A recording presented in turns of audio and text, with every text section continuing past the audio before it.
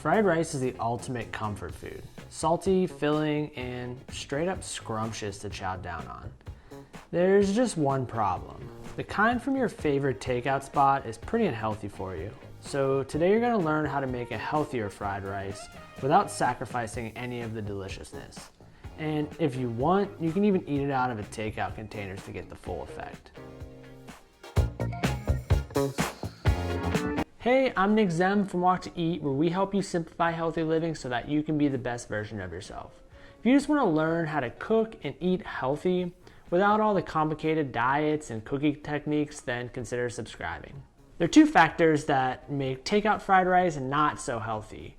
The first is portion size. Specifically, we're talking about the amount of rice here.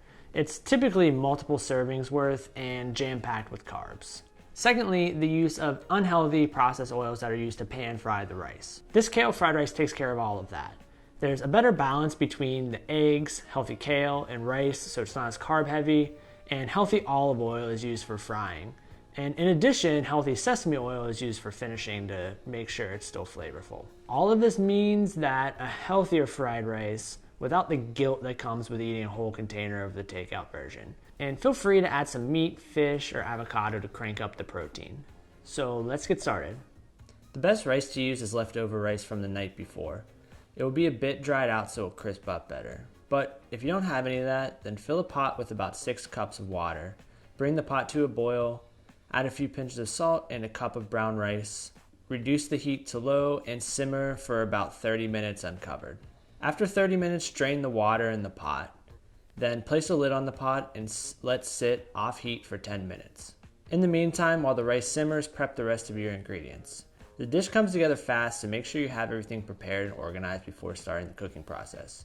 Grate 2 cloves of garlic into a small bowl, then peel a 1-inch piece of ginger either using your knife or vegetable peeler.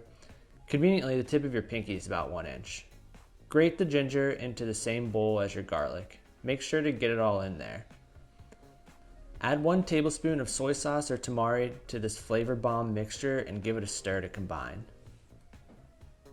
Next, add 2 tablespoons of white wine vinegar or rice vinegar and 3 tablespoons of toasted sesame oil to another small bowl and give it a stir to combine.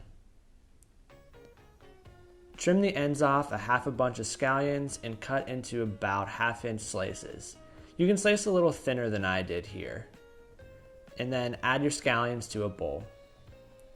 If your kale has thick stems, then separate them from the leaves. Roughly chop the leaves.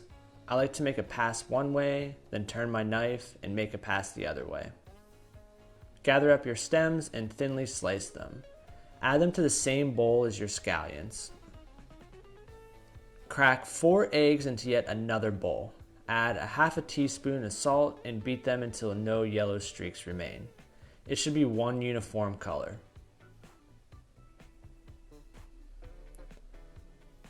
Now you have all your ingredients ready to go, so you can toss this meal together in no time. Set them next to your stove for easy reaching. Heat 1 tablespoon of olive oil in a large pan or Dutch oven. Add kale stems and cook until brown and crispy about 4 minutes. Then add your bowl of kale leaves and scallions. Give it all a toss, season with a few pinches of salt, and cook until the kale is wilted about 4 to 5 minutes. Remove your veggies from the pan and set aside. In the same pan, heat 3 tablespoons of olive oil over medium heat. Add eggs and stir constantly until they're mostly set. This should take 30 to 60 seconds. I know what you're thinking. The eggs are going to be all stuck to the pan, and they probably will be for a bit, but we'll take care of that soon. In the meantime, add the rice and soy sauce mixture.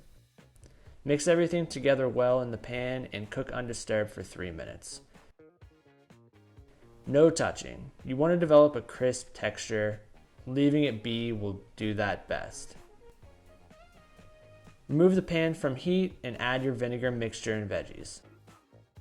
Remember those stuck eggs on the bottom of your pan? Well, the vinegar mixture should loosen those stuck food particles. Use a wooden spoon to scrape off what you can and toss it all together. Who needs takeout when you can make your own fried rice like this at home? Not to mention, it's a whole lot healthier and cheaper.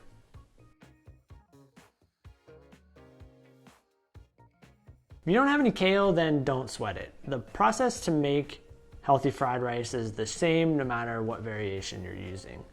Broccoli, asparagus, cauliflower, and other leafy greens are perfect substitutions for kale. Also, don't be shy about adding some meat in here.